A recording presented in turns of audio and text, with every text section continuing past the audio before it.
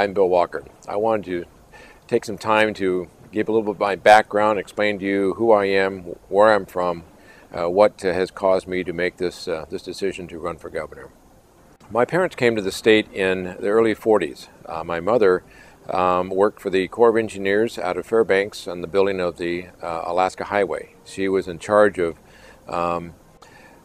dispatching of all the equipment needed for the highway, whether building of that highway. That was as you know, that was a huge project. It was one that many said could never be done, and ultimately, when as a result of World War II, it was built in less than a year.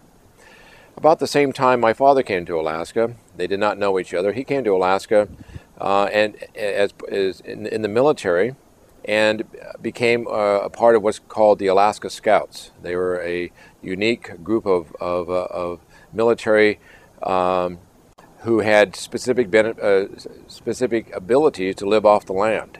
Very important part of Alaska's history. I'm very proud of his role and his involvement in that. I think my father's greatest accomplishments, perhaps, is his marriage to my mother. They were both in Fairbanks, and on a train from Fairbanks to Anchorage, did not know each other. A snowslide stopped the train at Mount McKinley Park, and on that train there were hundreds and hundreds of soldiers, and there were 10 women. And my mother was one of the 10 women. So he had his work cut out for him to get to know one of those the 10 women, and he did. They were married about a year after that.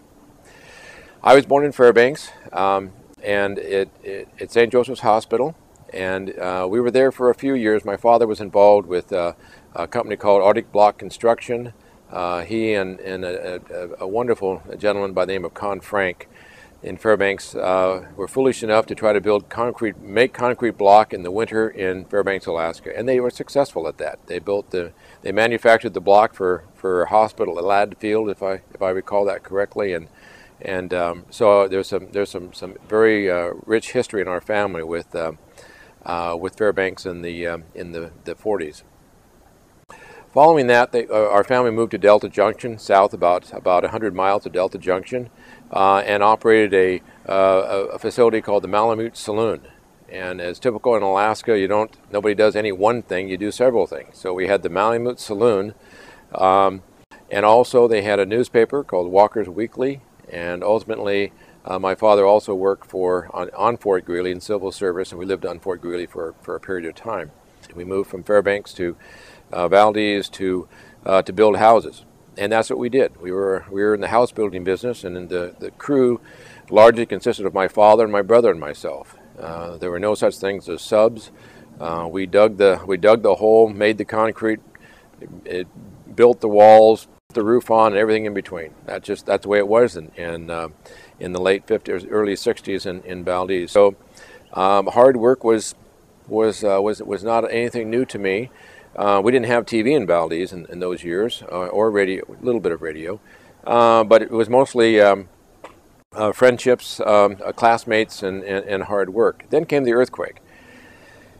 That put us out of the house building business in about 5.5 minutes on March 27th because of 1964, because you couldn't build houses in Valdez at that time because the land was unstable.